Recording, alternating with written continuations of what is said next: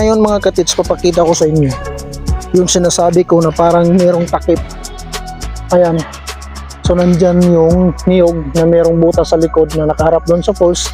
At ito naman sa likuran niya ay naka-align nito. Kinumpasan ko ito mga katits.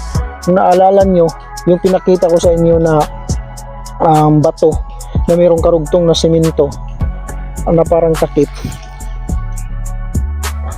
Ayan mga katits, oh. So kinumpasan ko ito ay tumama sa 36 degree northeast mga katits, kasi east ito, north, south, west. So nandun sa west mga katits yung 70 degree natin, at yung 36 degree ay tumama sa northeast mga katits, yung 36 degree. At alam nyo ba mga katits, yan ay naka-align doon sa sinasabi kong merong takip. Ayan. So ito yun mga katits. Pakita ko talaga sa inyo. So ito yun. Ayan. Pupuntahan natin mga katits. Ayan ha. Naka-straight lang ako.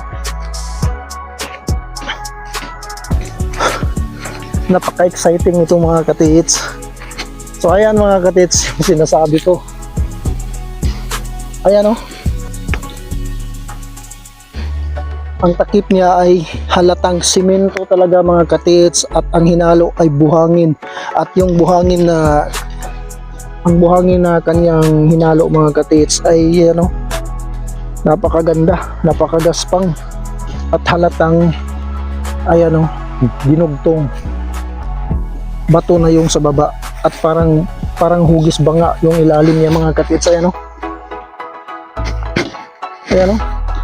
nasa 2 inches yung kapal ng takip mga katits. Ayan. So ang kanyang karugtong ay nakalubog sa ilalim ng lupa. So 36 degree tumama doon sa may niyog na may bato na may takip. At ito, pakita ko pa tong isang bato.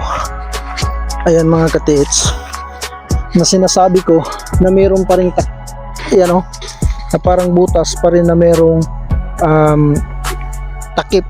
Ayan o. At mayroon siyang arrow na nakaturo doon. So sinasabi kong may takip mga katits na simento na makarugtong. Ito yung arrow mga katits. Ayan. Talagang tatama doon. Ito. Ayan mga katits o. At mayroon pa nga itong butas sa dulo. Ayan. Ayan.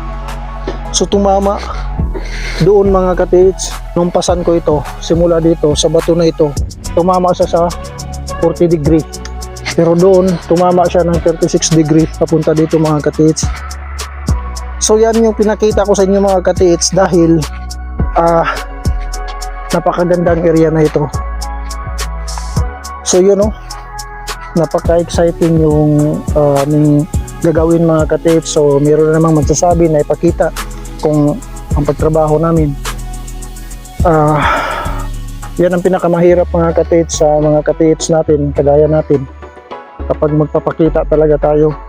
At sasabihin naman kasi sa iba na hindi legit o ano lang, gawa-gawa lang, pero yan pinakita ko sa inyo. Pero kapag actual operation ito mga katits, ay medyo humingin ako ng dispensa, dahil hindi talaga namin ipapakita na sa ngayon. Noon pinakita namin yung naghila kami ng box doon sa kalabaw, no? Yung kalabaw yung ginamit namin. Pero ngayon mga katits, siguro hindi muna namin ipapakita mga katits. So yun lang. God bless sa ating lahat mga katits.